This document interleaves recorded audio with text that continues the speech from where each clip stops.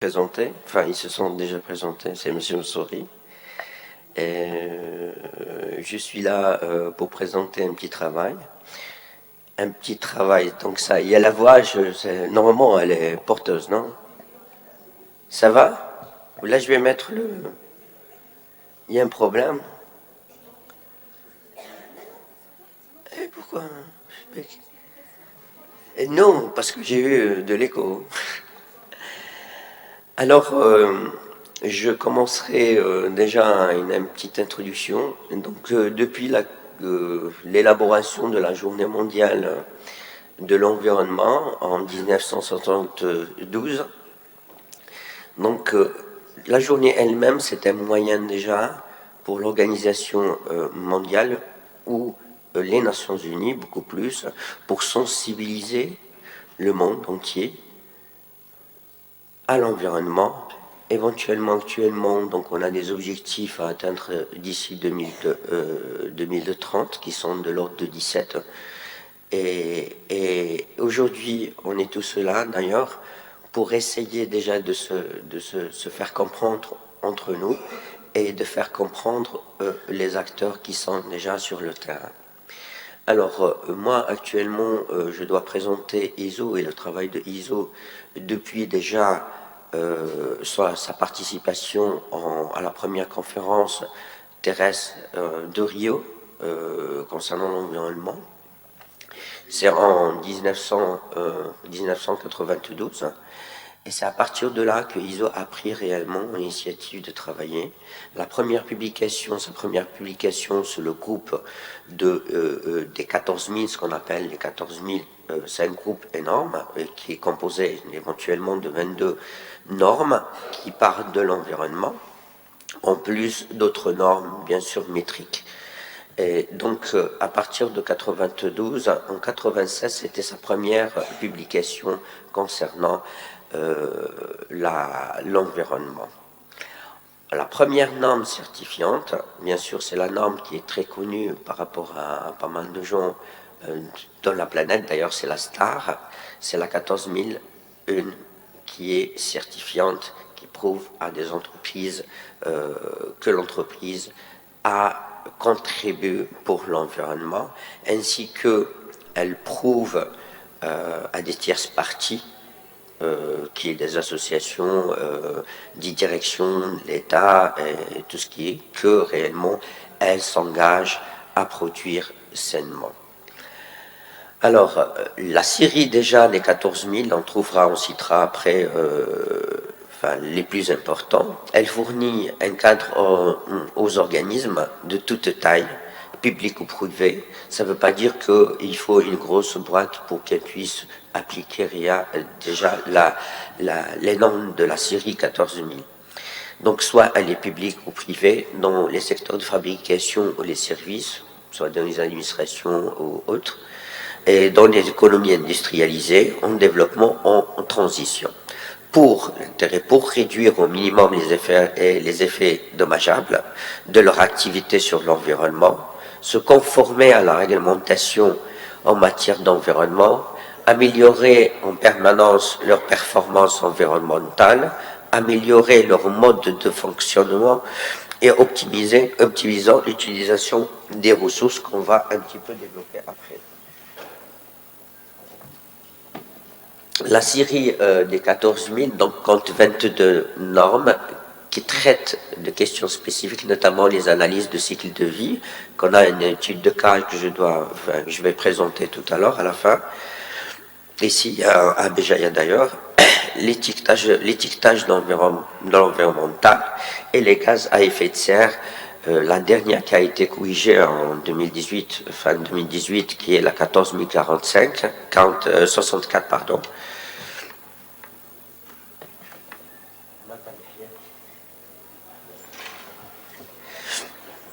La famille donc des ISO 14 000 est la partie la plus visible des travaux déjà de ISO pour l'environnement.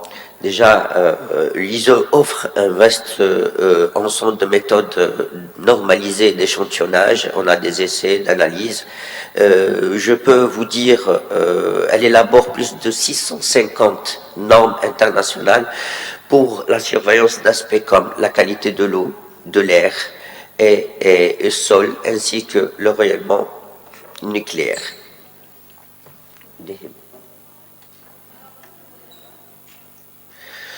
Ces normes représentent un moyen de donner aux entreprises, au gouvernement, des données scientifiques valides permettant de mesurer les effets de l'activité économique sur l'environnement.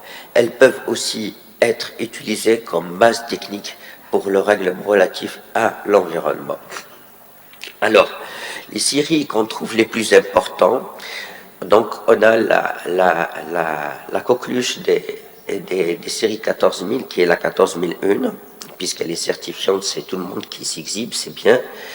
Mais réellement, la question qui se pose, je parle ici en Algérie, des fois je me demande, certes, on essaye de s'exhiber et de dire voilà, je suis certifié 14001, c'est bien beau. Mais l'évolution de la 14001 par rapport à la première publication de 2004 et celle de 2015 actuellement, enfin la dernière, il y a la tierce partie qui rentre à l'intérieur. Tierce partie, qui sont les tierces parties? Les tierces parties, ça peut être les associations, ça peut être une administration, ça peut être le voisin juste à côté. Ça ne veut pas dire venir, oui, je viens certifier. ISO, c'est très bien clair dans la norme en elle-même, oui, elle est certifiante, mais je peux aussi l'adapter telle qu'elle. Parce que si elle est certifiante, elle sera certifiée par une entreprise ou une organisation qui est bien sûr accréditée à certifier selon les exigences de la norme en elle-même, mais l'exigence de la norme, elle peut être profonde comme elle peut être superficielle. Quand je dégage un auditeur certificateur qui vient voir réellement à ce que ça s'applique, est-ce que cet auditeur part chez le voisin ou chez l'association pour y vérifier réellement l'efficacité de son déroulement de la 14001 sur le management environnemental? Je ne le pense pas. Il n'y a pas d'enquête. Donc la tierce partie qui rentre comme condition à l'intérieur peut être une non-conformité majeure qui peut rendre la certification déjà de la 14001, il peut la rendre il n'y a rien pour rien, puisque réellement, sans le tierce partie, je ne vois pas pourquoi être certifié 14001. N'empêche, si j'ai un engagement réellement par rapport à l'environnement, par rapport aux tierces parties, je peux la ramener elle-même et je peux l'appliquer. Et j'ai le droit de l'appliquer. Il suffit juste de l'acheter, la norme, et avoir de l'accompagnement par des gens qui sont spécialisés.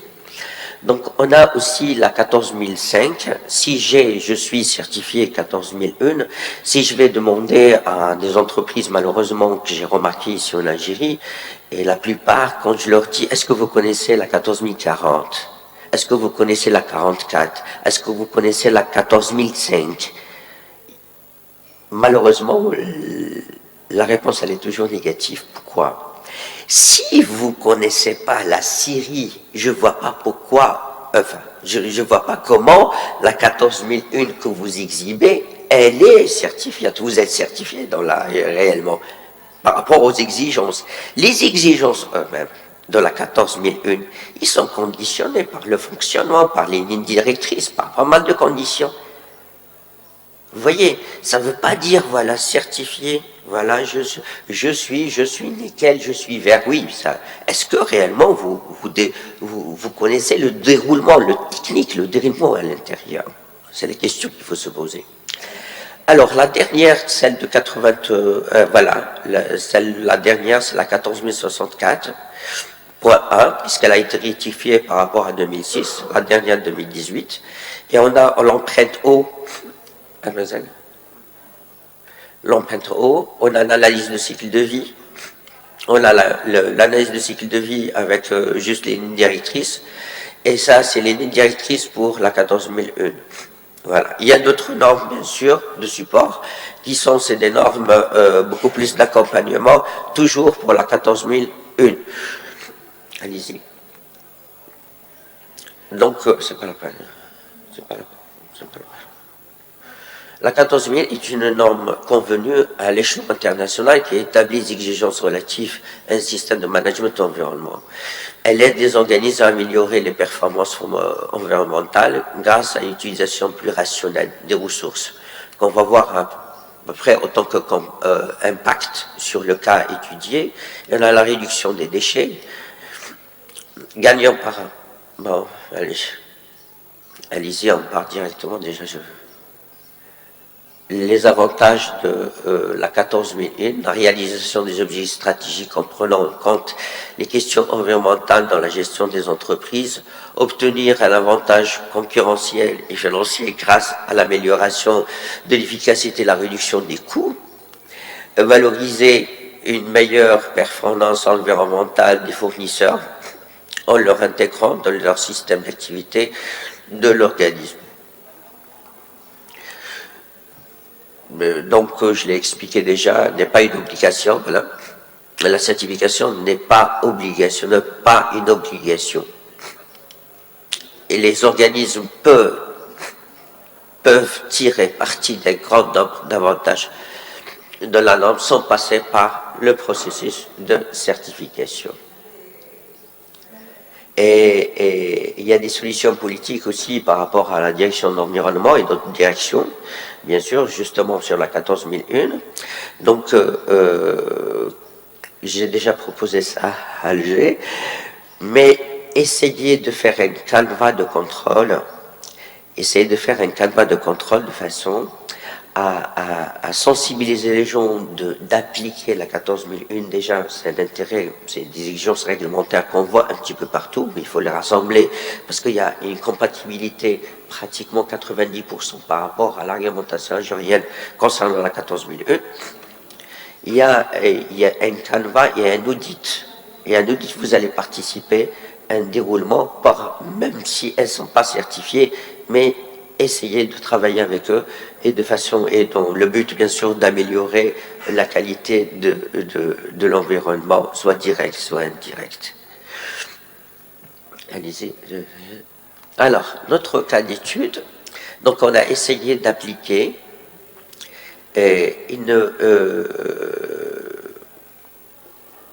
trois normes de groupes de série de 14040 qu'on a déjà travaillé en collaboration avec l'université de Bdjaïa, et ainsi que l'environnement aussi, la direction d'environnement. Et bien sûr, il a été réglé et ficelé un petit peu. Donc on a fait l'évaluation de l'impact de l'écosystème du barrage de Tichihab sur la richesse aquacole d'Oued Soumam par l'analyse de cycle de vie. L'analyse des cycles de vie, donc, il est basé sur beaucoup plus, la plus importante, la plus encadrante. C'est la 14044 et la ligne directrice, la 14040, et on a l'empreinte eau aussi, et la 14046. Allez-y. Donc, la plupart des projets étatiques, politiquement, quand ils sont conçus, ils tracent des objectifs de la conception du projet.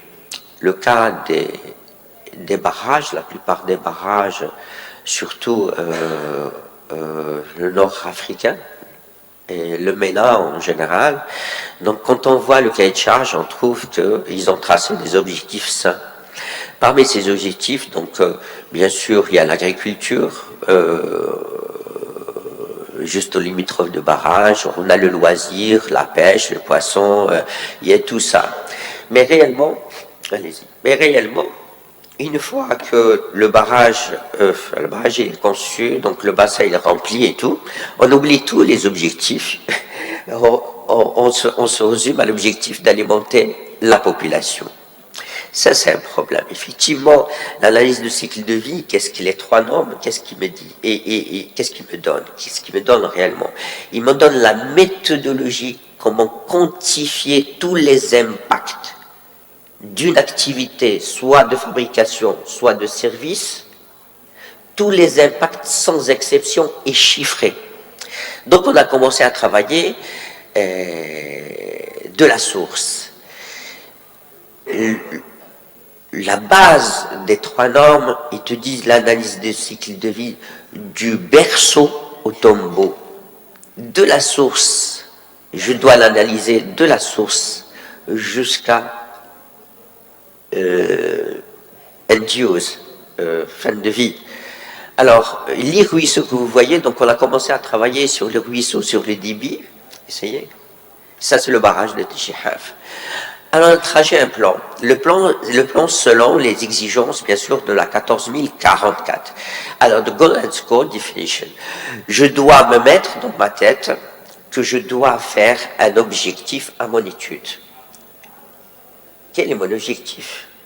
Évaluation des impacts dus à la réalisation de barrages, par exemple, dans mon autre cas. Je peux changer, je peux faire ce que je veux, mais réellement, je dois suivre. Si je veux cibler un seul impact, je le ciblerai. Deuxième, le scope definition, donc le champ d'étude. Le champ d'étude, je dois le limiter. Là où je trouve réellement l'unité de référence, avec quoi je dois calculer, je dois me référer pour que je puisse avoir une étude chiffrée. Le deuxième fragment, l'inventaire inventory analysis, donc l'analyse de l'inventaire, je dois quantifier tous les intrants dans toutes les phases, du tombeau jusqu'à la fin, par rapport à l'unité que j'ai tracée déjà auparavant en haut, l'unité de référence. Et l'inventaire, donc on a 2 types de données, c'est ce qu'on appelle avoir des données. Une fois que j'ai les données, j'ai 2 types de données, j'ai les données primaires et les données secondaires. Les données primaires, c'est ce que personne, soit je tire où j'utilise de l'administration d'accéder avec un cachet et tout, donc approuvé, soit je les mesure moi-même avec des appareils, avec n'importe quel outil de référence, bien sûr. Le deuxième type de données, ce qu'on appelle les données secondaires, c'est beaucoup plus, c'est des données qui sont approuvées par des tiers, ça veut dire les publications scientifiques, des déclarations politiques. Ça, c'est des données secondaires. Une fois les données que j'ai les données, je dois les valoriser, les rendre comme information. Une fois l'information, je les introduis dans l'inventaire. Une fois introduit dans l'inventaire, je dois me situer, j'ai les chiffres, comme on peut voir après, j'ai les chiffres, je dois les situer par rapport, les reconvertir par rapport à l'impact. Prenons le cas, par exemple, de l'empreinte carbone, les gaz à effet de serre, par exemple. Le méthane provoque les gaz à effet de serre. Et d'autres produits qui sont dans les réfrigérateurs, ils sont aussi éléments sujets à comment faire. Donc, il faut rassembler tout ça et le reconvertir par rapport à une unité équivalente qui peut les réunir pour que je puisse avoir un seul chiffre avec une unité. Une fois que j'ai tout ça, je passe à les orienter par rapport à l'impact que j'ai à étudier. Si je veux faire global warming, c'est quoi? Français. Qu'est-ce que c'est en français? Global warming. Alors, si je veux faire, par exemple, les écotoxicity aquatique, si je veux faire ça, je devrais m'orienter vers des méthodes que M. Madani a déjà citées tout à l'heure. C'est des méthodologies, c'est des méthodes, là on puise réellement des chiffres, des facteurs de conversion. Des facteurs de conversion que je dois prendre mes chiffres, les reconvertir, le multiplier par le facteur, j'ai l'impact chiffré avec l'unité référentielle. Une fois que j'ai les résultats, je sais à quelle phase, plusieurs phases les phases étudiées, et j'ai un truc, un taux important par rapport à des impacts que j'ai pris en considération, c'est là où je dois prendre une décision. Vas-y, vas-y. Vas-y, vas-y, vas-y. Voilà. Tout ça, je l'ai expliqué dans le goal of study. Donc, the reason of, la raison, c'est quoi l'objectif? Donc, je dois poser des questions, les raisons et l'application à qui le target audience, c'est à quelle population que je dois m'adresser, avec des associations universitaires. Il faut dire ça. Tout ça devrait être étalé et écrit. Alors, on a le scope, le champ de l'étude, donc on a parlé de la function unit, donc l'unité et les paramètres du système, les phases les phases de vie qu'on va voir maintenant avec le cas de Tishihaf. Attends, essaye de descendre. Alors, notre objectif pour le cas de barrage de Tishihaf, c'est l'évaluation des impacts liés à l'utilisation de barrage de Tishihaf, doit comparer et la qualité, l'écosystème de l'eau douce. Donc on parle et les résultats, communicate, donc les résultats doivent être communiqués au public et aux scientifiques. L'unité fonctionnelle qu'on a pris, donc on a pris 1 mètre cube suffisant pour une famille de 6 personnes. 4 personnes. Donc notre étude, donc on a commencé à faire les 4 phases, comme vous voyez. La première phase, c'est la phase de réalisation. On a pris tout le béton, toute la ferraille, les agrégats, en détail. La réalisation du barrage de Tishihaf. Le deuxième, c'est la réalisation. Là, c'est la réalisation, là, au fonctionnement. Là, c'est la production. Et le transport, on a l'utilisation et on a les stations d'épuration qu'on a pris 2 stations d'épuration, celle de la nouvelle cité, l'aéroport, c'est Damelpa, voilà, et celle de Orcès, on l'a éliminée. Alors, je vous ai parlé tout à l'heure sur l'inventaire des entrées et des entrées, donc chaque phase de la réalisation, là vous voyez là, c'est le béton, les agrégats et pour la réalisation. Ça c'est tout ce qui est en vert, c'est les eaux des ouettes, venues bien sûr de Bordeaux Parlarich, Sétif, ainsi que la région de Béjaïa. Là, c'est la production.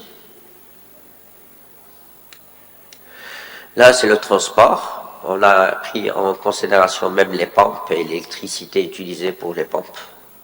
Et la canalisation, on l'a déjà pris réellement en considération, toute la canalisation. L'utilisation qu'on a supposé qu'il y a chaque individu de la famille, donc de 4 familles, donc ils utilisent des bains chaque jour. Et enfin, on a les rejets. Voilà les conversions, les chiffres. Par phase, on a pris juste la production. Là, on l'a étudié par rapport aux impacts. Voilà, c'est par exploitation. Ça, c'est l'exploitation de barrage. L'électricité, le gasoil, le tout, ainsi que les outputs sous forme liquide, solide ou gaz. Ça, c'est les outputs, comme les déchets. Et ça, les inputs. Par phase. Qu'est-ce qu'on a remarqué? Je vais aller directement au résultat. Donc, les impacts étudiés qu'on a étudiés, on a le changement climatique, empreinte carbone, avec unité de référence CO2 équivalent, occupation des terres, parce que c'est un impact, beaucoup de gens ils pensent que c'est pas un impact, c'est un impact, comme tous les impacts. L'eutrophisation des eaux douces, avec une unité phosphore équivalente, écotoxicité des eaux douces en CTE, et empreinte environnement en PT. Ce qu'il faut, il faut noter qu'on a utilisé deux méthodes, Isotox et RECIP, deux méthodes qui sont disponibles sur Internet pour le calcul.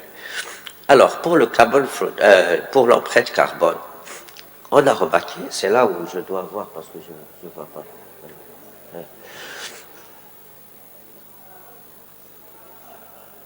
Ok.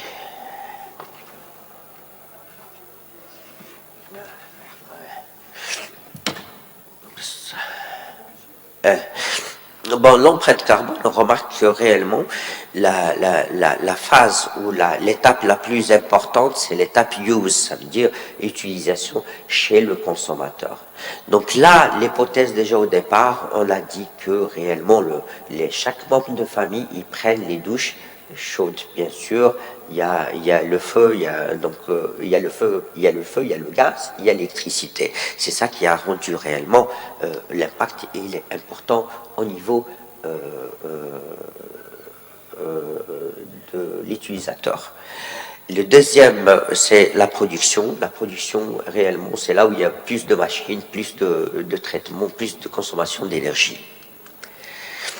Pour l'utilisation des terres, on a remarqué que l'opération phase, c'est là où il y a réellement le barrage, donc réellement on occupe plus de terres, donc on consomme un petit peu des terres agricoles, peut-être fertiles, peut-être ils ont d'autres orientations plus, si j'ose dire, plus bénéfiques que ça, puisque c'est discutable. Hein. Pour l'empreinte, l'impact eutrophisation de l'eau douce, on regarde que la production, elle a un taux de 94%, qui est un taux très important. Et ça est dû essentiellement aux produits additifs, produits chimiques utilisés lors de traitement, qui sont immobilisés dans des boues qui sont déposés juste à côté de la station de production. Et à ce jour, rien n'a été pris, je pense, en considération, j'espère prochainement. Là, on a parlé de juste la l'eutrophisation. Autre chose, l'eutrophisation, et ça, c'est dû beaucoup plus à des acides, parce qu'ils utilisent des acides sulfuriques qu'on a pris une quantité utilisée par rapport, bien sûr, par rapport à notre mètre cube utilisé, on a trouvé que c'est important. Alors, pour l'écotoxicité, toujours le même. Toujours, on a un problème à la station de production, et ça, c'est dû aussi à d'autres éléments autres que l'acide sulfurique qui font que réellement ils sont emprisonnés dans les boues déjà extraites déjà auparavant par ce qu'on appelle les MES, les matières en suspension. Une fois traités, les produits chimiques ils sont automatiquement immobilisés à l'intérieur et ils sont stationnés.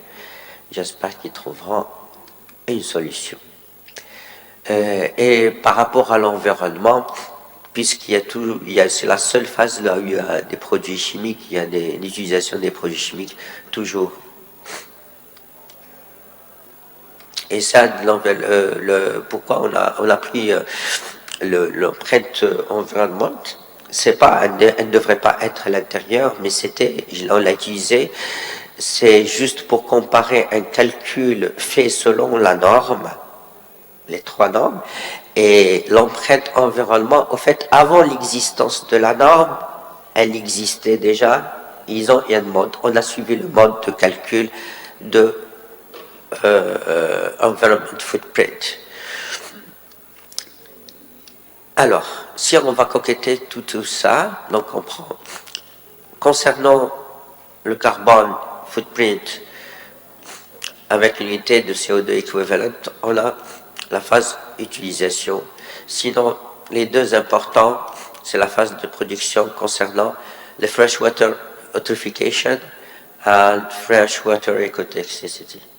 So, je vous remercie beaucoup. C'est juste pour vous dire, voilà, si on ne va pas s'unir tous sans complexe et laisser l'esprit syndical à côté et travailler pour un intérêt concret, je pense qu'on réussira. Je vous remercie beaucoup.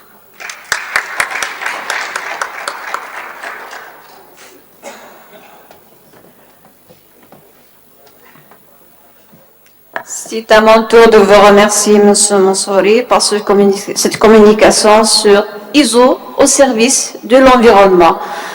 Pour que vous sachiez tous, M. Mansouri encore, c'est un gérant en bureau d'études en environnement. Donc, c'est un élément qui lutte pour ça. Je vous remercie encore une deuxième fois. Donc, je passe maintenant à M. Rabhi. Est-ce qu'il est là, M. Rabhi? L'association SRM n'est pas là, dommage. J'attends M. Chfaï pour la présentation de cours de métrage sur la réhabilitation du lac Tamlah Sidi Ali al-Bahar Bijaya. M. Chfaï Hassan.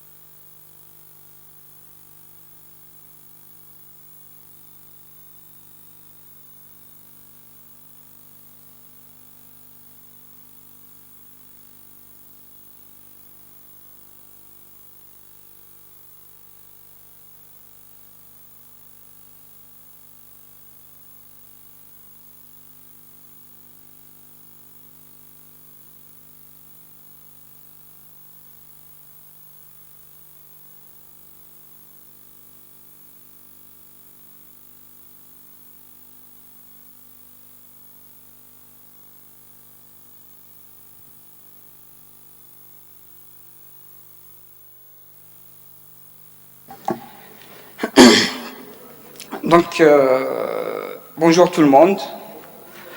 On vous remercie pour votre présence et on remercie aussi la directrice de l'environnement pour son invitation. Donc, à l'occasion de la célébration des 2 journées de l'environnement et de la biodiversité, on a tenu de vous faire une petite présentation de notre projet nommé Réhabilitation et reconstitution du complexe écologique du lac Tamlah. Donc, dans cette petite présentation, on va essayer de faire une petite synthèse sur les travaux réalisés au niveau du lac Tamlah. Donc, avant tout, on a pour le contexte du projet, donc les cordons dunaires revêtent une importance particulière et remarquable, et ce, compte tenu du rôle qu'ils jouent dans le maintien de l'équilibre des écosystèmes. Ces derniers, cordons dunaires, abritent une faune, une flore et une avifaune d'une grande valeur écologique. Ainsi, la promulgation de la loi 0202 relative à la valorisation et la protection du littoral et ses textes d'application affichent la volonté politique accordée à ces sites très sensibles et vulnérables. Donc, ce qui est de l'objectif du projet, la réhabilitation des écosystèmes côtiers par la régénération du système dunaire, renforcer la collaboration interinstitutions dans ce cadre, imbriquer une dynamique globale de préservation de la zone côtière et un suivi permanent pour protéger ces milieux lacustres.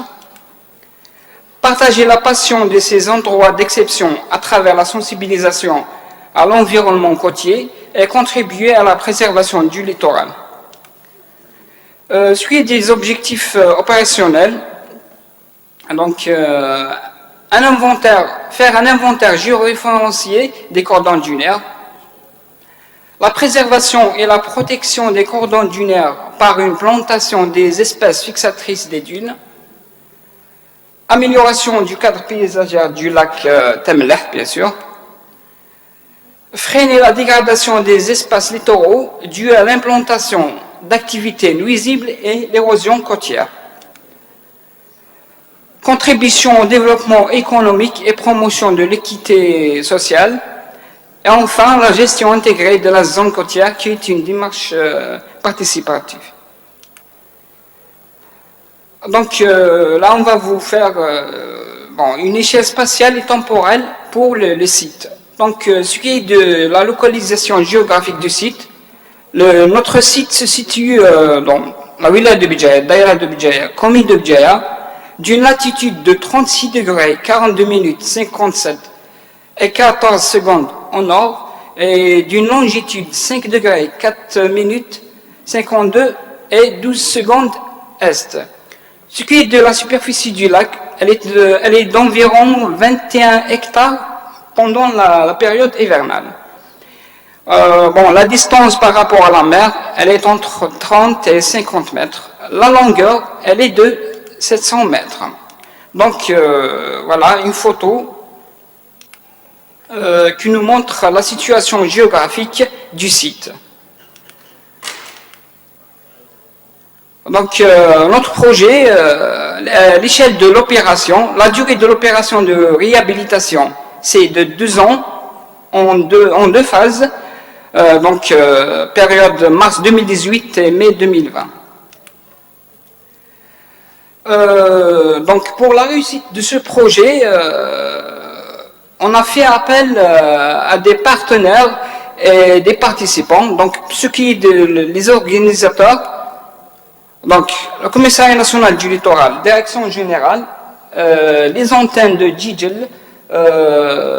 Djidjel, Tizi Ouzou, Boumerdes, l'association ICL Mgouraya, la conservation des forêts de la wilaya de Béjaïa, le PWG CET de Béjaïa, le PB de Béjaïa, le TR de Béjaïa, l'UCD, Unité de conservation et développement de la faune et de la flore, Direction de l'environnement, Direction de l'aéroport de Béjaïa, ainsi que les acteurs économiques publics et privés, d'où l'approvisionnement des palettes et planches en bois, le TS Maxoum d'Akbou, Transbois de Béjaïa et Mériplast. Bien sûr avec la présence de la presse écrite et l'audiovisuel, Radio Souma. Donc, on va vous faire ici donc, une synthèse des activités. Pour ce qui est des activités effectuées, donc, en premier lieu, on a fait une collecte des infos et l'état des lieux des systèmes dunaires, afin de faire une fiche technique détaillée du lac Temleh concernant la faune, la flore et la vifaune. Bien sûr, il y avait des suivis périodiques du site, un suivi périodique du site.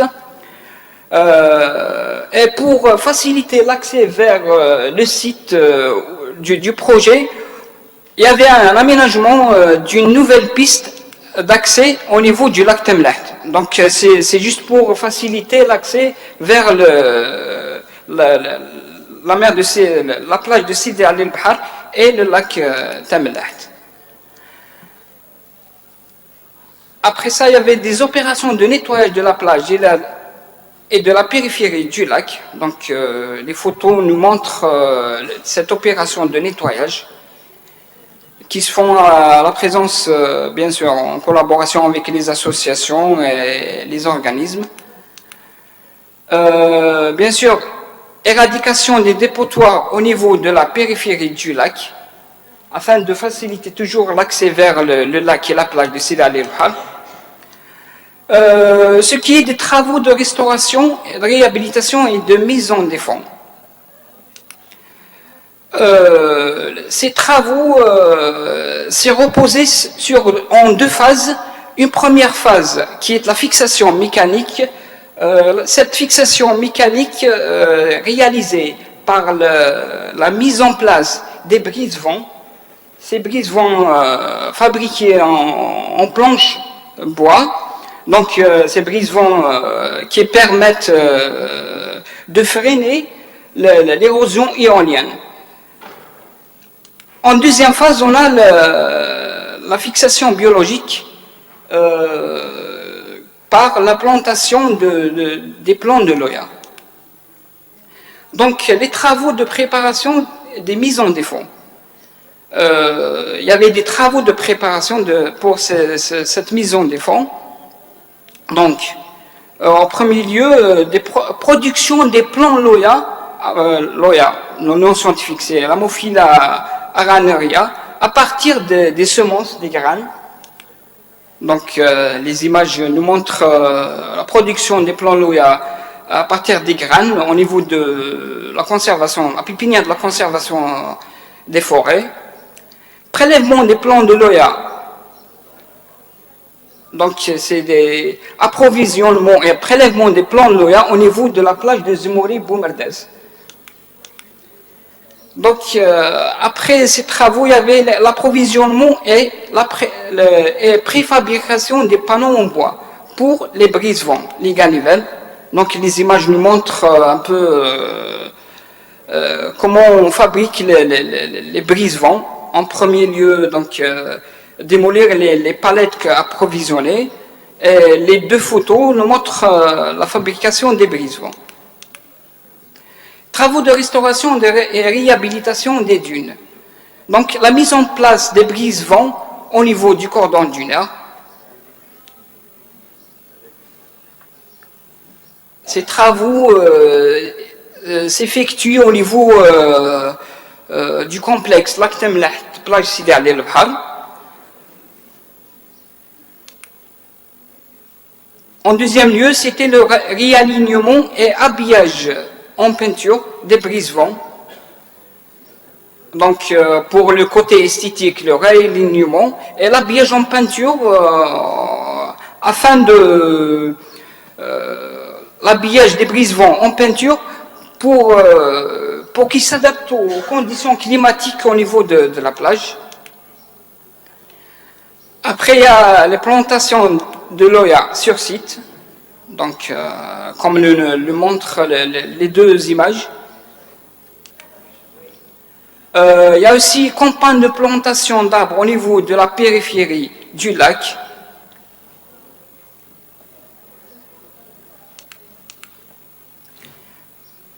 Et pour protéger les plantes de l'Oya, il y avait les travaux de mise en place d'un maillage de palissade pour la protection de l'Oya, comme le montrent les deux photos.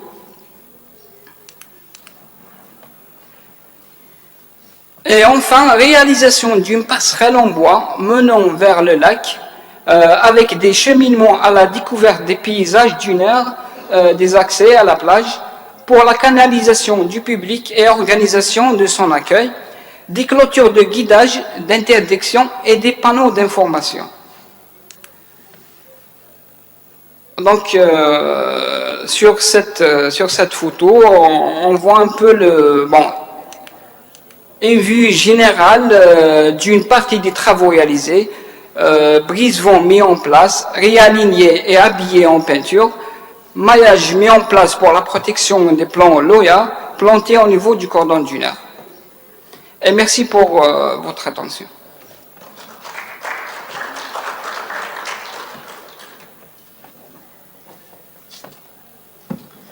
Je vous remercie, M. Chfaïl Hassan, le représentant du CNL de Bijaya.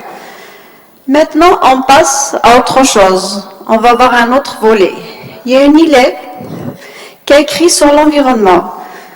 Donc, on aimerait bien tous l'écouter. Donc, elle s'appelle Lina Sahi. Tafadali Lina.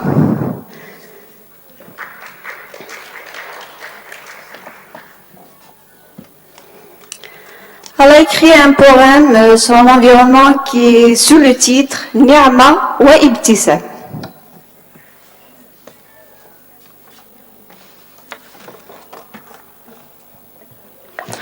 مشيت عليها وأتخيل نفسي فوق بساط ناعم استقبلتني واحتضنتني بكل حفاوة كضيف عزيز محبوب معها دائما تبتسم كشخص اعتادت عليه معه تقضي أحلى يوميات نقاؤها صفحة من كتاب سلام لوحتها ابتسمت من أعظم خالق فيتساءل الناس عن مثل جمال وتبتسم على أجبنتهم علامة استفهام والله ما هي إلا خير جنة ونعمة تستحق أشد ابتسام ومن غيرها لا شيء إلا البيئة لمست قدماي بكل رقة وهمست في أذناي بأعذب كلمات شكت إلي هموم طبيعة مسكينة تأمل أن ينصت ربها ويحقق أبسط أمنيات أمنية نظافة دائمة تعم كل مساحات وتحيي أبسط جمال فاسترجتني أن أبدع أقوى شعار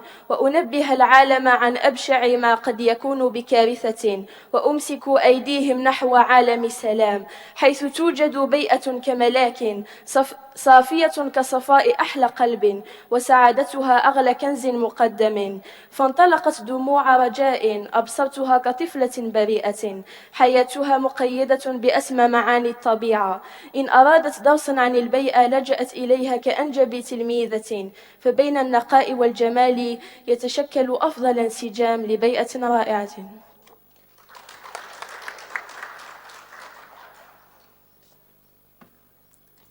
Je remercie Lina Sahi. أشكرك يا تلميذة على هذا الكلام الرائع. إنه في روعة. C'est pour vous dire que l'environnement touche même les enfants. C'est pas pour les adultes uniquement. Merci encore une deuxième fois, Lina Sahi. On passe à une autre communication de la part du chef service de la direction de l'environnement, Monsieur Bourba Saïd.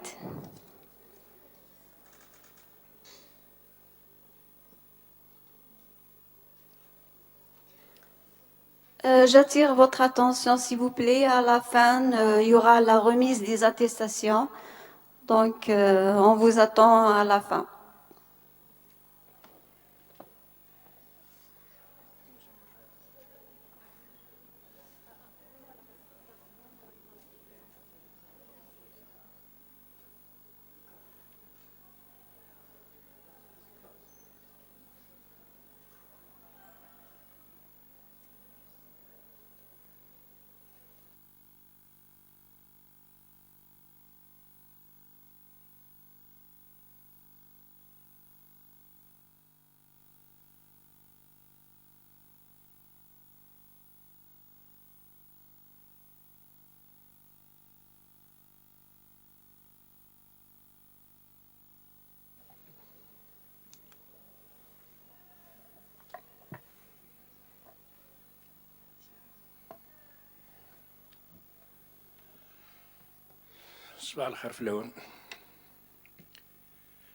Donc, on passe à notre volet concernant l'environnement, c'est la pollution atmosphérique.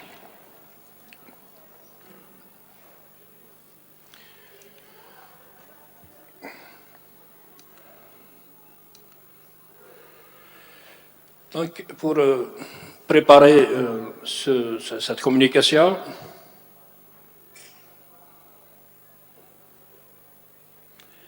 j'ai fait toute une gymnastique pour avoir au moins des données propres à la wilaya de Bijaya.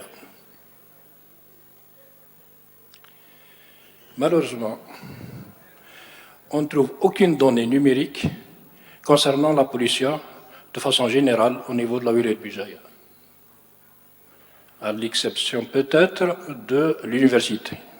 Sinon, ni la Sonatrach, ni l'entreprise portuaire, ni l'urbain communal n'ont de données sur la pollution atmosphérique.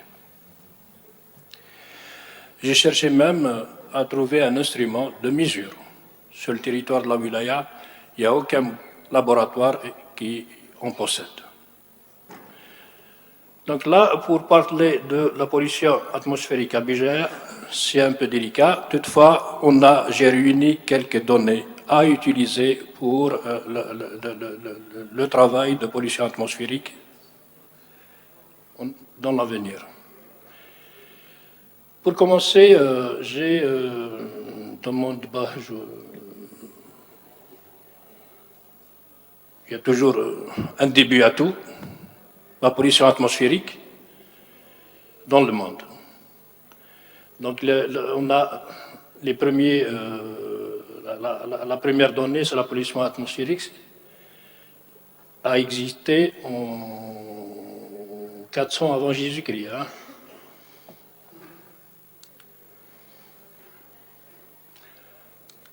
Pour y aller, tout un historique. 72, accident de Seveso, hein, explosion d'une usine chimique. Nous avons le protocole de Montréal, 87 par exemple. Donc là, tout un historique sur la pollution atmosphérique qui a commencé 400 ans avant Jésus-Christ. Pour ce qui est de la définition de la pollution atmosphérique, j'ai pris la définition du Conseil de l'Europe. Donc là, pour ce qui est des définitions, il y a des dizaines, de définitions, y compris pour ce qui est de la réglementation algérienne. Donc c'est l'introduction dans l'atmosphère par un nombre directement ou indirectement de substances ou d'énergie et une action nocive de nature à mettre en danger la santé humaine, à endommager les ressources biologiques et les écosystèmes, à détériorer les biens naturels, à apporter atteinte ou à nuire aux valeurs d'agrément et aux autres utilisations légitimes de l'environnement.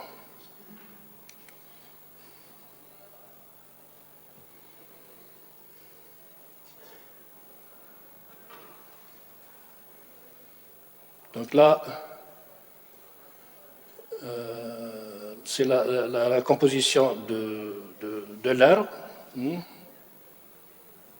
En azote, donc nous avons des pourcentages ou quelques éléments en mesure ppm.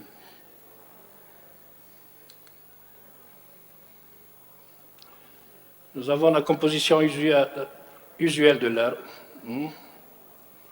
À 78% azote, 20% oxygène, 1% CO2, vapeur d'eau et gaz polluants, aérosols et particules solides.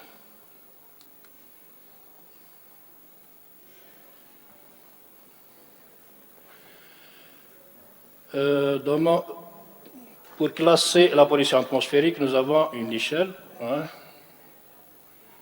un niveau local, niveau régional, niveau global ou planétaire. Donc, pour ce qui est de l'échelle de temps, nous avons l'heure, le jour ou l'année.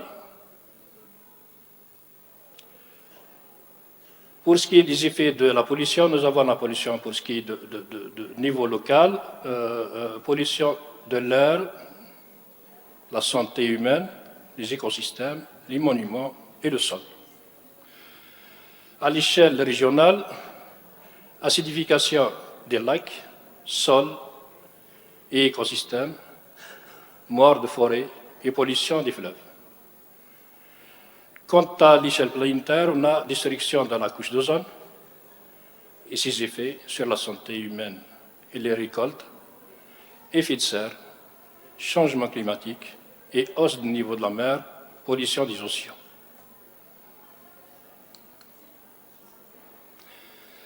Maintenant, on revient au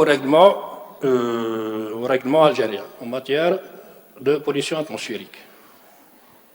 Donc nous avons une loi, MER, une loi cadre la loi 0310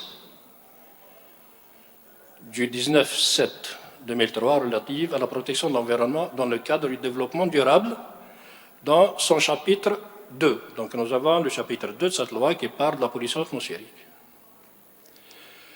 En plus de la loi, nous avons deux décrets. Le décret exécutif 0206 du 7/1/2006 définissant les valeurs limites, les seuils d'alerte et les objectifs de la qualité de l'air en cas de pollution atmosphérique. Le deuxième, le décret exécutif numéro 138-06 du 15/4/2006 réglementant l'émission dans l'atmosphère du gaz, fumée, vapeur, particules, liquides ou solides, ainsi que les conditions dans lesquelles s'exerce leur contrôle.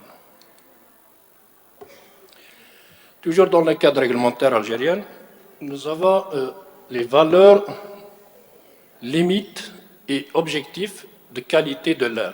Donc c'est le décret 0206. Si on revient au 0206, il définit les valeurs limites, les seuils d'alerte.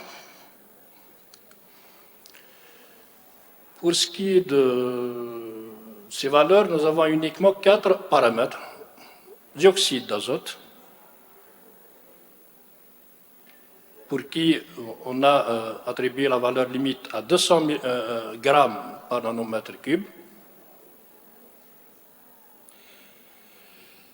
Donc là, c'est la valeur limite, c'est la valeur d'alerte. C'est là où ça commence l'alerte. Nous avons 135 grammes nanomètre cube comme objectif de qualité. C'est-à-dire là, quand on a ce paramètre, ce résultat, nous pouvons le considérer comme un objectif, comme nous sommes dans une atmosphère de qualité. Le deuxième paramètre, le dioxyde de soufre, avec une valeur limite de 350 grammes et un objectif de qualité de 150 grammes.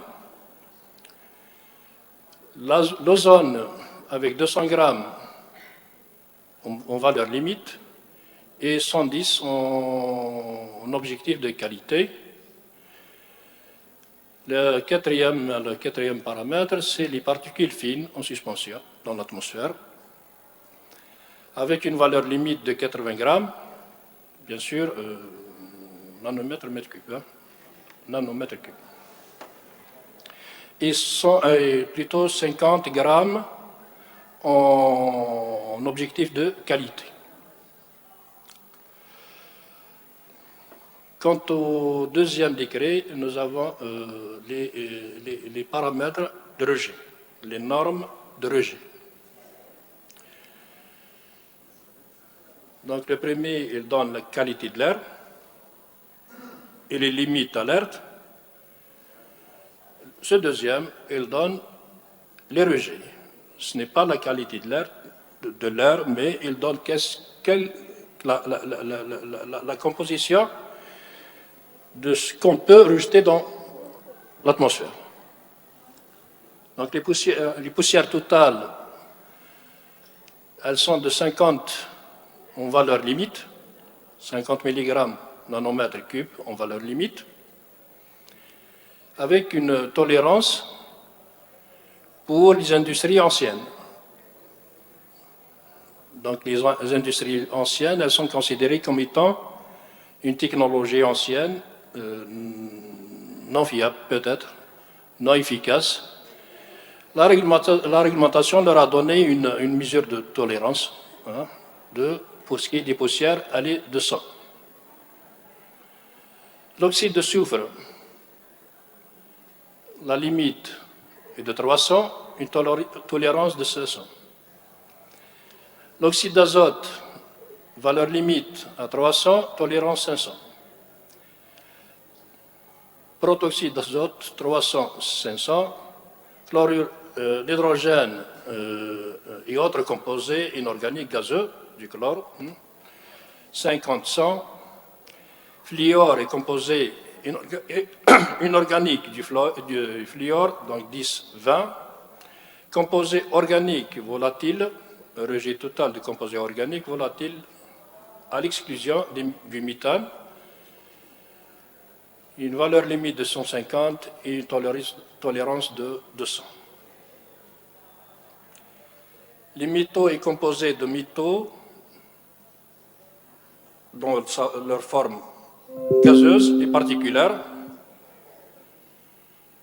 sont de 5, comment faire 5 et 10. Rejet de cadmium, mercure, thallium et de leurs composés sont de valeur limite de 0,25 et une tolérance de 0,5.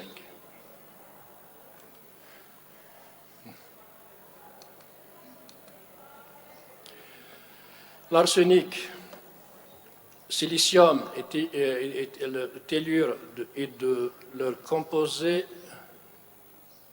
autres que ceux visés parmi les rejets de substances cancérigènes avec une valeur limite de 1 et une tolérance de 2. Rejets dont témoignent chlore, cobalt, cuivre, étain, manganèse avec une valeur limite de 5, tolérance 10. Le phosphine, phosgène, 1, valeur limite de tolérance. Acide cyanhydrique, exprimé en HCN, brome et composés organiques gazeux du chrome, exprimé en HBr, chlore exprimé en HCI, avec une tolérance, plutôt une valeur limite de 5 et une tolérance de 10. L'ammoniac 50-100, amiante 0,1, valeur limite 0,5, tolérance, et tout le autre fibre de l'amiante, la limite, valeur limite de 1 et une tolérance de 50. Donc là, la structure réglementaire concernant la pollution de l'air pour l'Algérie. C'est tout ce qu'on a comme texte d'application. En plus de ces textes, nous avons d'autres valeurs limites et valeurs tolérées des paramètres atmosphériques de rejet sont prévus selon les catégories d'installation. Nous avons le raffinage et transformation de produits dérivés du pétrole. Ils ont une batterie de paramètres avec les normes, les valeurs limites et les tolérances. D'autres paramètres propres à la cimenterie, plâtre et chaud, une autre batterie pour fabrication d'engrais azotés, d'autres pour sidérurgie, centrale d'enrobage au bitume de matériaux routiers, installation de séchage de matériaux divers, végétaux, organiques ou minéraux, des installations de manipulation, chargement et déchargement de produits pondéreux, production de verre. Donc, toutes ces activités, chacune a une batterie de paramètres avec valeur et tolérance à appliquer à l'intérieur des activités. Voilà. Donc, la pollution atmosphérique à Bijaya. Donc, nous avons dit que la pollution atmosphérique à Bijaya, sur le plan numérique, il n'y a rien, il n'y a aucune donnée. Toutefois, on peut dire des choses. Pour celui qui connaît très bien le territoire de la wilaya, il y a sûrement des choses à discuter. Pour ce qui est des sources de pollution atmosphérique à Bijaya, les principales, c'est bientôt, on peut dire en premier lieu, l'incinération des déchets. C'est ça la première pollution atmosphérique. En deuxième lieu, les activités minières et agrégats, carrières, sablières et ainsi de suite. Activités de fabrication de produits de bâtiments, briqueterie, céramique. Il y a les chantiers en travaux publics et bâtiments, qui sont aussi une source de pollution. surtout à la première phase du chantier. Là, il y a le trafic routier.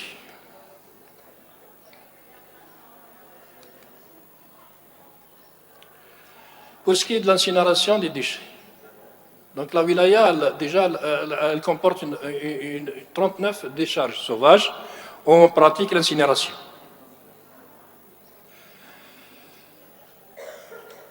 Elles sont déposées, ces déchets sont déposés sur une superficie globale de 78 hectares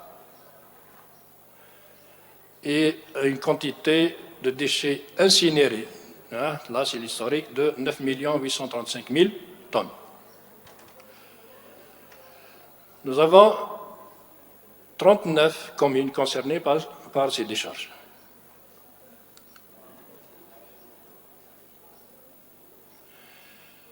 Pour ce qui est de l'incinération des déchets, on le considère comme la première source et le plus dangereux phénomène au niveau de la wilaya de Bijaya. Donc en plus de la gêne et nuisance provoquée par les fumées sur la respiration, la visibilité, etc., l'incinération des déchets au niveau des décharges sauvages génère des substances hautement toxiques telles que les dioxines et furanes, qui sont des produits organiques persistants dans la nature, qui font partie de la catégorie POPs. Ils sont produits dans des conditions de pression atmosphérique et de température lors de l'incinération des déchets à des températures de 200 à 300 degrés Celsius. On trouve 75 isomères de dioxine et 135 isomères du furane dans le 1, le 2, 3, 7, 8,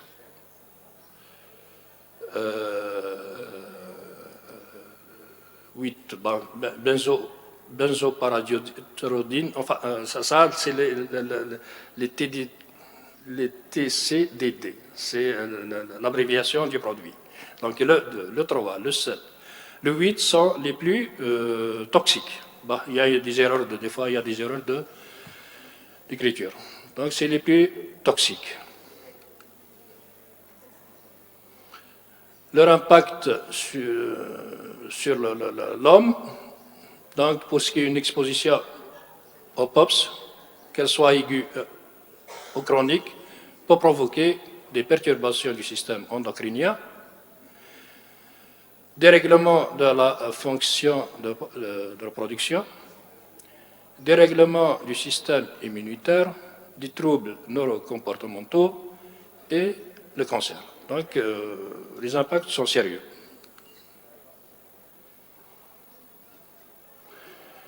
Une autre activité, source de pollution atmosphérique, est l'activité minière et agrégats. Nous avons les carrières et sablières. Donc, le nombre de carrières et sablières dans la wilaya de Bijaya est de 17. Ce n'est pas vraiment beaucoup. La pollution atmosphérique générée est locale, donc elle concerne uniquement son environnement immédiat. On la retrouve en phase de concassage et tamissage des agrégats et lors des tirs d'explosifs. Donc là, pour les sablières et les carrières, nous avons le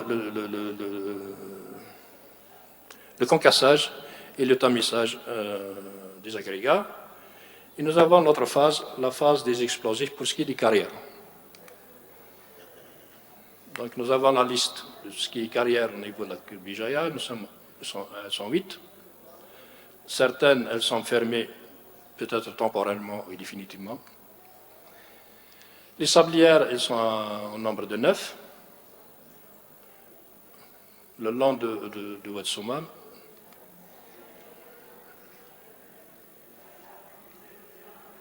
Donc, pour ce qui est des impacts des carrières et sablières,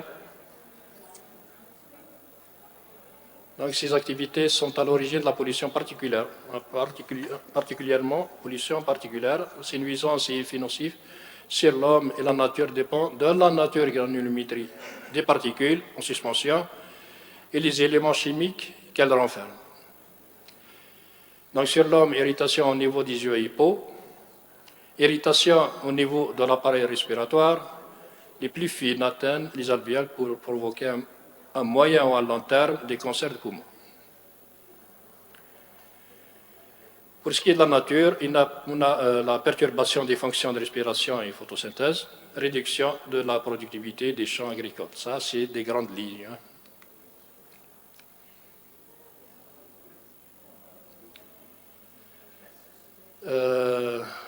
Donc, les activités de fabrication de produits de bâtiments, nous avons parlé, donc nous avons 5, céramique et briques. Donc des briqueteries et des unités de production céramique.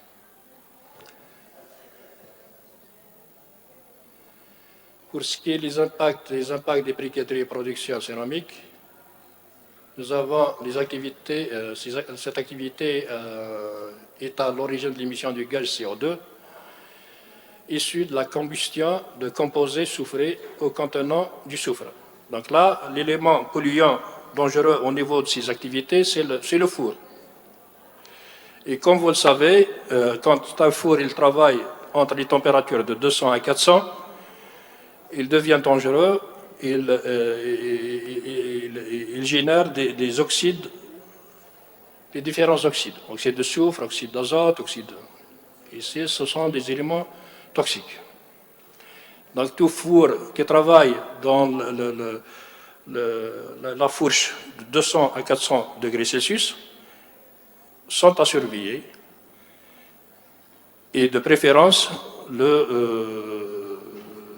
lui donner les conditions nécessaires pour travailler au-delà de 400 degrés Celsius pour éviter la production d'oxyde.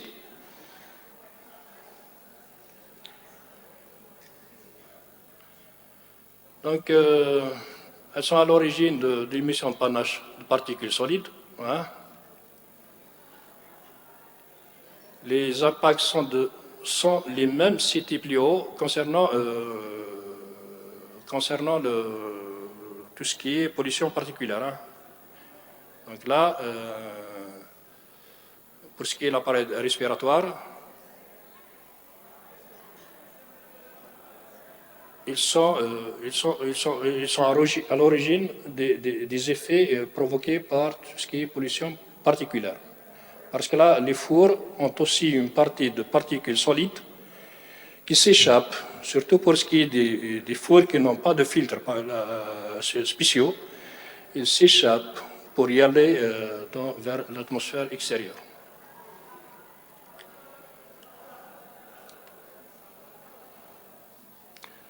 Merci de votre attention. Juste une parenthèse. Je n'ai pas dit un mot sur la pollution du trafic routier parce que nous n'avons aucune donnée. Même le parc auto au niveau de la wilaya, on n'aurait pu l'avoir. Donc là, on ne peut même pas faire une hypothèse sur l'ampleur de la pollution du trafic routier au niveau de la wilaya de Bijaya. Mais toutefois, la seule hypothèse qu'on peut donner, c'est que la commune de Bijaya, elle est un peu frappée par la pollution du plomb. Voilà, je vous remercie.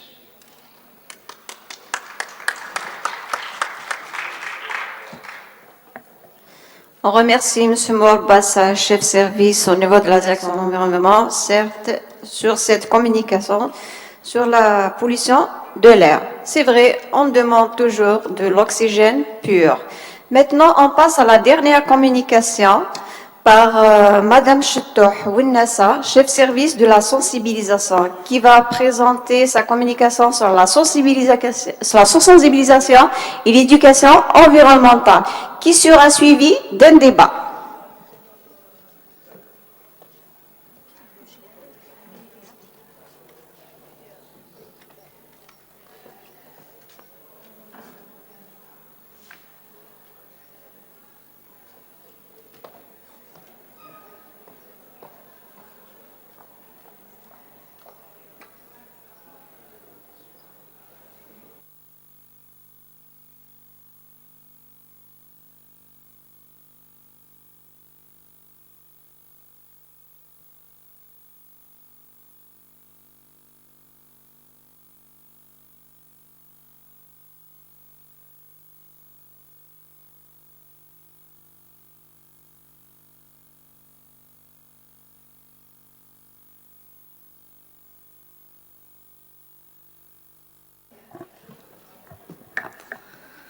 Donc, nous avons vu plusieurs problèmes. La pollution de Wad Soumam, présentée par Monsieur Madani, il y a la pollution atmosphérique, il y a un problème de dégradation de littoral.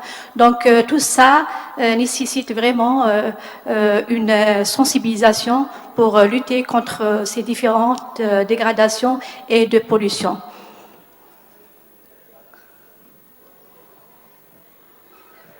Donc, ma communication porte sur l'éducation environnementale pour le développement durable.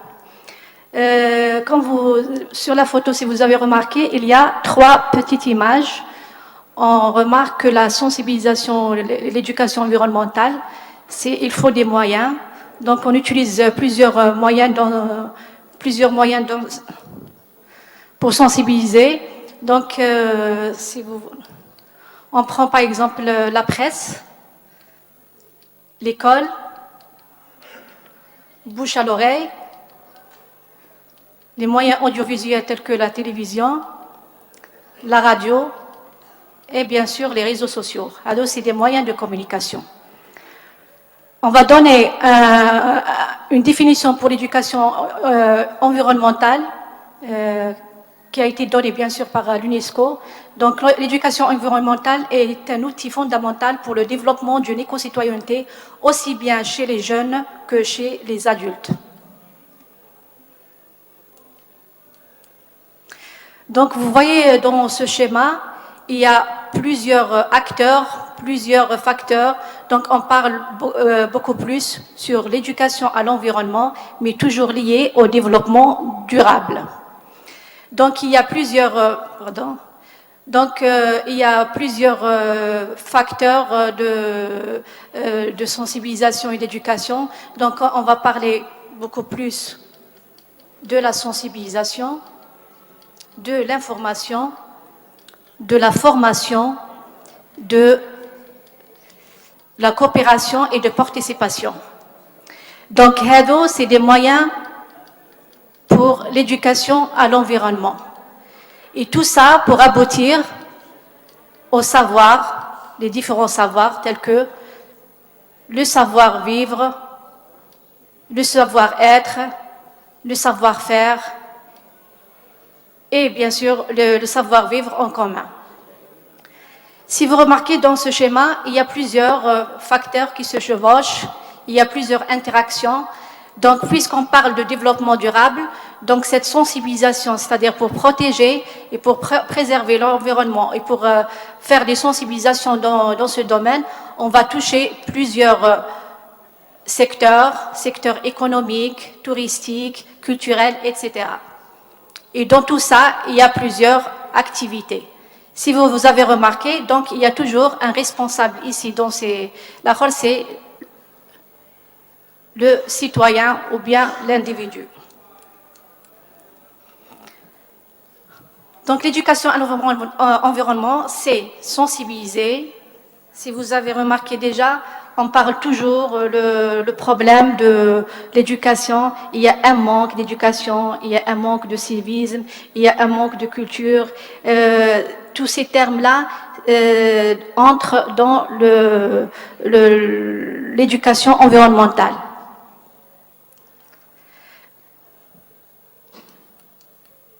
Donc l'éducation à l'environnement, c'est sensibiliser, éduquer, former par et pour l'environnement. On va voir après c'est quoi par et pour l'environnement. Mais au contact du terrain, c'est-à-dire, j'ai bien souligné, au contact du terrain, c'est-à-dire il faut être sur terrain parce que chaque problème a des spécificités. Deuxième point, il faut s'adresser à tous. L'éducation à l'environnement, elle s'adresse à tous, partout et tout au long de la vie. Développer des pédagogies actives et participatives par un réseau de professionnels. Donc, je vais vous donner l'éducation pour l'environnement, c'est quoi? Bien sûr, par l'UNESCO 1977 et l'éducation par l'environnement. Donc l'éducation pour l'environnement, c'est quoi? Elle permet aux individus d'acquérir des connaissances, les comportements et les compétences nécessaires pour participer de façon responsable et efficace à la préservation et à la solution des problèmes de l'environnement et à la gestion de la qualité de l'environnement, selon la définition de l'UNESCO 1977. Et ceux de l'éducation par l'environnement, donc c'est au sens large, c'est l'environnement au sens large qui nous environne, étant un support d'éducation pour le développement de la personne. Quels sont les objectifs de l'éducation à l'environnement? L'éducation à l'environnement se base sur 3 objectifs: le savoir, le savoir-faire et le savoir-être. Le savoir, c'est les connaissances qui permettent de comprendre la complexité des relations entre les êtres vivants et leur environnement. Le savoir-faire, l'éducation à l'environnement développe la curiosité, la capacité à observer, comprendre, penser, imaginer et agir. Le savoir-être, l'éducation à l'environnement vise à responsabiliser, elle nous engage individuellement et collectivement à développer des attitudes de respect vis-à-vis de soi-même et d'autrui, de son environnement et de la société. Cette éducation est dirigée vers l'action. Bien sûr, elle amène les individus et les groupes à s'impliquer dans la vie sociale et politique de leur territoire et de la planète en général. Donc, on va parler de l'éducation au développement durable est une école de participation. Tout le monde participe dans cette éducation. La finalité de tout ça, c'est former des citoyens responsables. Donc la finalité de l'éducation à l'environnement est l'émergence de citoyens responsables, respectueux de la vie et des hommes, capables de participer à l'action et à la décision collective. Je vais vous donner un historique pour l'introduction de l'éducation environnementale dans le milieu scolaire. Donc pour l'Algérie, lors de la création du ministère de l'Aménagement du Territoire et de l'Environnement en 2000, un grand débat a été lancé à l'échelle nationale. On l'appelle le débat national sur la protection de l'environnement dans le cadre de développement durable, et dont l'objectif de sensibiliser et d'informer le grand public sur la gravité de la situation environnementale en Algérie. Un plan national d'action pour l'environnement et le développement durable a été élaboré par PNADED. Parmi les thèmes abordés par cet ambitieux plan, l'éducation environnementale. C'est suite aux recommandations des différentes conférences internationales organisées par l'UNESCO en collaboration avec le programme des Nations Unies pour l'environnement sur l'éducation à l'environnement, particulièrement celle de Tbilissi, ex-URSS, en 1977, de Rio Janeiro en 1992 et aux recommandations de la Commission nationale algérienne de la réforme du système éducatif. Donc, il y avait un protocole d'accord qui a été signé entre le ministère de l'Aménagement du Territoire et de l'Environnement à l'époque et le ministère de l'Éducation nationale qui a été signé en avril 2002. C'est le premier protocole d'accord entre les 2 ministères pour l'intégration de l'éducation environnementale à travers les établissements scolaires ou dans les établissements scolaires. La bonne nouvelle, c'est que dernièrement et récemment, le 29 janvier 2019, un nouveau protocole d'accord a été signé entre le ministère de l'Environnement et des Énergies renouvelables et le ministère de l'Éducation nationale, qui a été signé pour renforcer l'éducation dans le domaine de l'environnement pour le développement durable. Et le résultat, on a établi un arrêté de wilaya qui a été signé le 1er avril 2019 portant la création d'une commission de wilaya de l'éducation dans le domaine de l'environnement et le développement durable. Donc, pour l'intégration de l'éducation environnementale à travers les établissements scolaires, il y a 2 méthodes. La première méthode, c'est le cursus scolaire, c'est-à-dire on va injecter ou intégrer les thèmes de l'environnement dans le cursus scolaire, comme les matières, par exemple, scientifiques, sciences, histoire géo, même dans les matières de langue, l'anglais, c'est des sujets qui traitent l'environnement. Mais ils ont trouvé que ça, c'est insuffisant.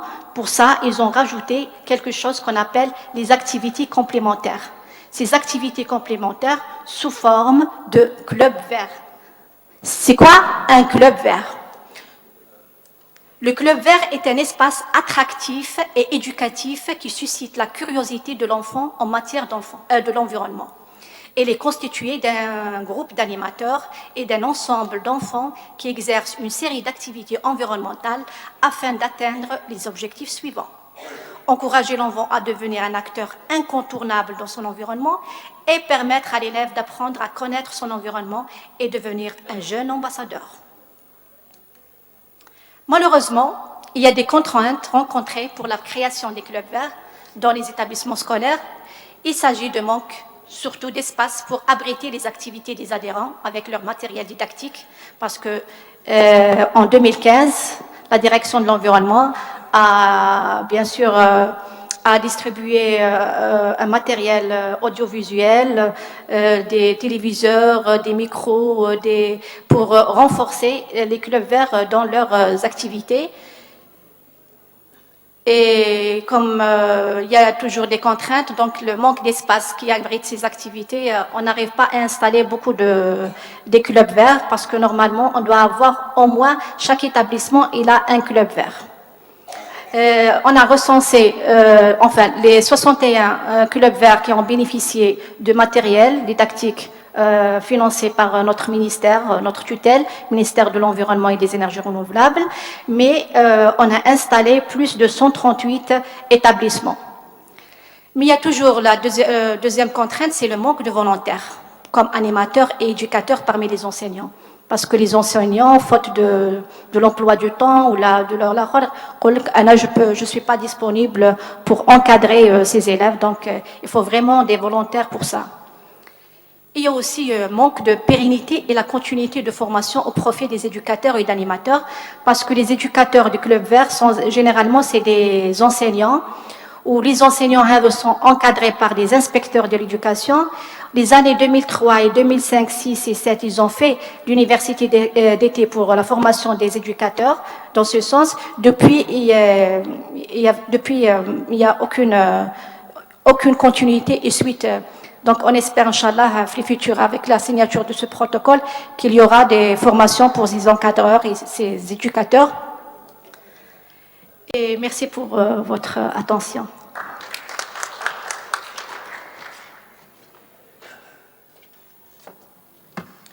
Je remercie Madame Chtouh Bounassa sur cette communication. C'est vrai, l'éducation environnementale est une école ouverte pour les personnes à tout âge. On commence à partir de l'enfant.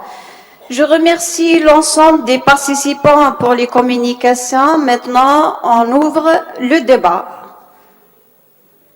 Donc, s'il y a des questions à poser,